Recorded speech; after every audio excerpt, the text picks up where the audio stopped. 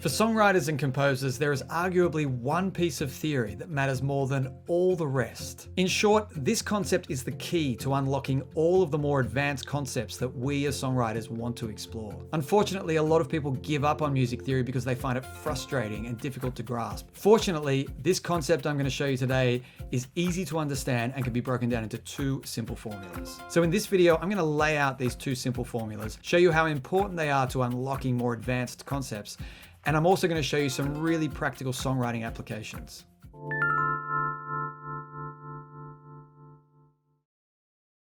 Now, before you dismiss this formula as something you've heard a million times before, give me a minute to explain how powerful and important this formula is. So the tone-tone-semitone formula is referring to the distance between the notes in the major scale. So if we take the key of C major, we have C going to D. That distance is a tone. We then have D going to E. That distance is a tone. We then have E going to F. That distance is a semitone. So that gives us our tone, tone, semitone. Then we have the distance between F and G, a tone. The distance between G and A, a tone. The distance between A and B, another tone. And finally, the semitone between B and C. And that gives us the C major scale. So that was the key of C, but the tone, tone, semitone, tone, tone, tone, semitone formula gives us the intervals between the notes in any key, any major key. So if we went to the key of F, we'd have a tone, a semitone, a tone, a tone, a tone, a semitone.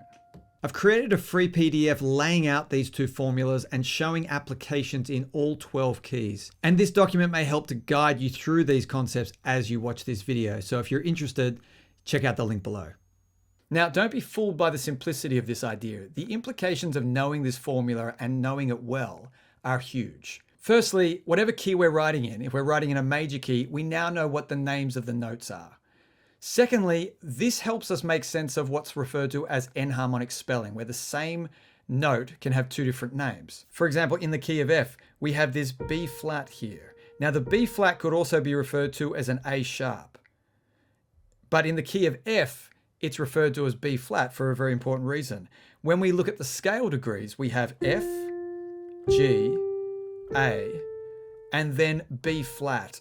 We can't go F, G, A sharp because the A note is already being referenced. If we were in the key of F sharp, however, that note now gets referred to as an A sharp, as the third degree in that scale. F sharp, G sharp, A sharp.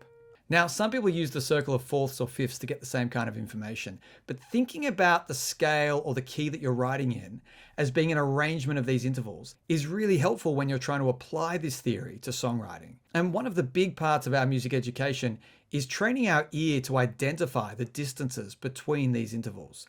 So going back to the key of C, that's a third interval, the distance between the C and the E. That's two tones, or four semitones.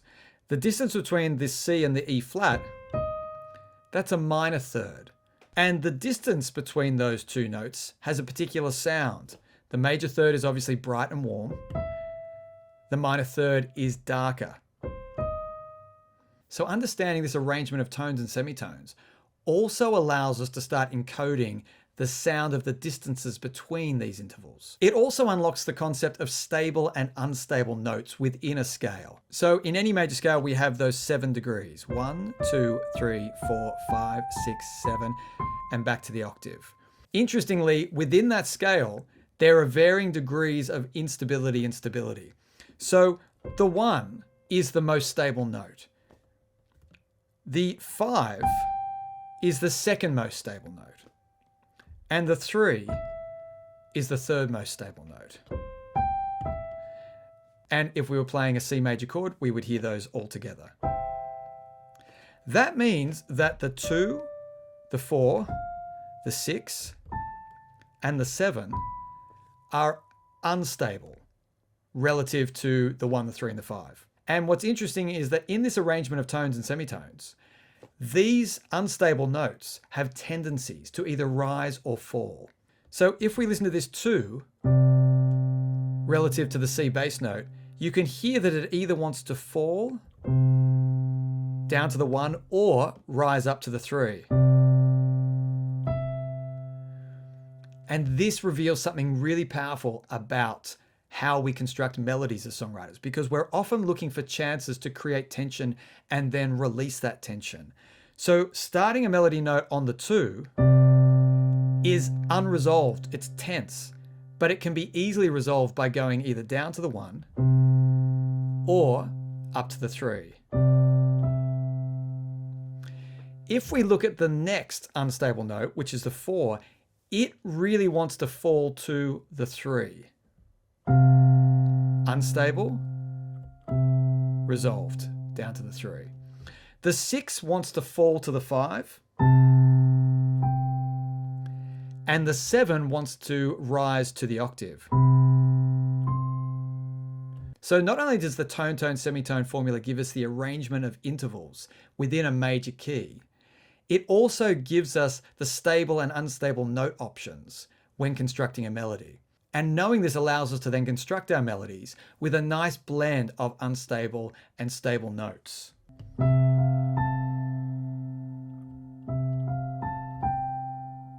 So there's an unstable melody being answered by a stable melody. The first melody you heard was landing on the 6.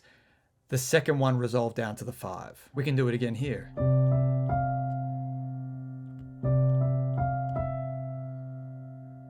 Now, one of the concepts that really terrifies a lot of people is the concept of modes. And modes is a tricky subject because it can be talked about and utilized in so many different ways. But I want to show you how simply understanding this tone-tone semitone formula can actually unlock the modes for you as well. Because if we look at the table of modes, we can see that they can all be described as arrangements of tones and semitones, exactly the same way as we were just doing the major scale, which is also referred to as Ionian. And one of the other ways we can look at the table of modes is to really split them into either major or minor modes. So you can see that the Ionian, the Lydian, and the Mixolydian modes all have a major 3, and that's what gives them the major sound. The other 4 modes, the Dorian, Phrygian, Aeolian, and Locrian, they have a flat 3, so that gives them the minor sound. Now, if we just highlight the 3 major modes, we can see that Ionian follows that arrangement of tone, tone, semitone, tone, tone, tone, semitone that we've been talking about. If we go down to Lydian, you can see that there's only one note difference between Lydian and Ionian, and it's the sharp 4 in Lydian compared to the natural 4 in Ionian. So what that means is instead of going tone, tone, semitone, if we were playing C Lydian, we would now get tone, tone, tone, tone, tone, tone, semitone, tone, tone, semitone. And we can do exactly the same with Mixolydian. Mixolydian is only different by one note from Ionian. It's the flat 7 instead of the natural 7. So there the arrangements of notes is tone, tone, semitone, tone, tone, semitone, tone. So the modes don't have to be scary when we look at them through this lens of an arrangement of tones and semitones. They're just other scales that we can arrange and learn and really leverage the sound of in our songwriting. Because that sharp 4 may be the sound that you're looking for to create more of a mysterious vibe with your melody.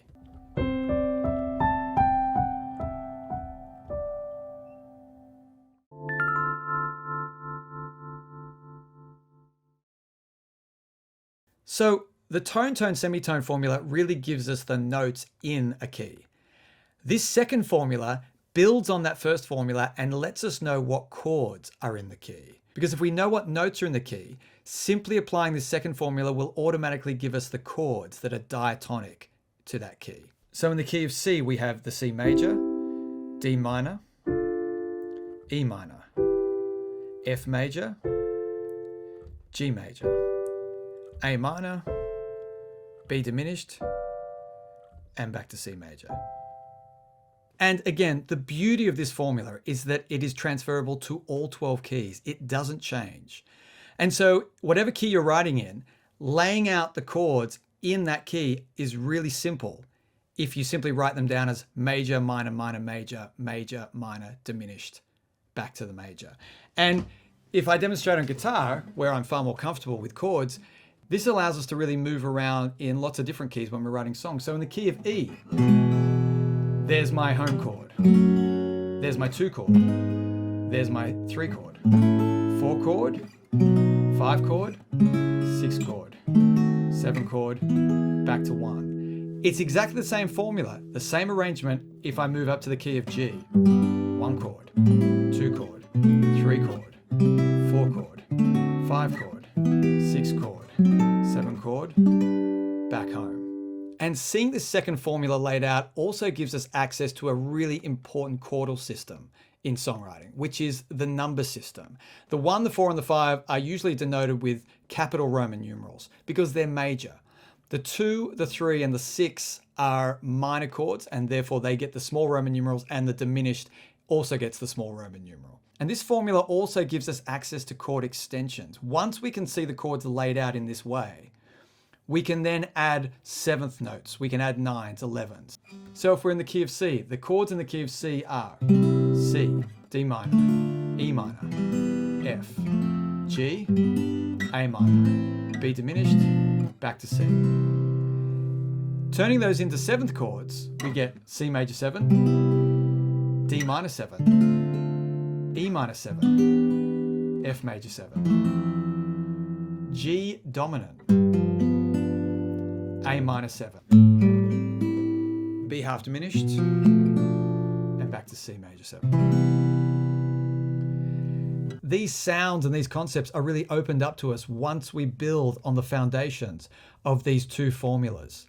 And that's what's really exciting about music theory, that if you can really get a handle on these 2 basic formulas, the rest of it can be attained more easily simply by building on top of those concepts. Another thing you get access to with these 2 formulas is the ability to write in minor keys.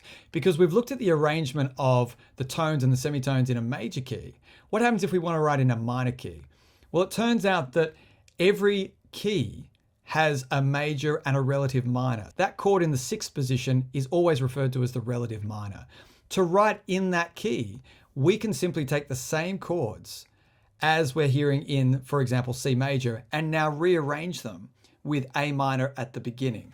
So hopefully you can see how many amazing songwriting concepts can be unlocked by understanding these 2 basic formulas. Happy songwriting. Bye.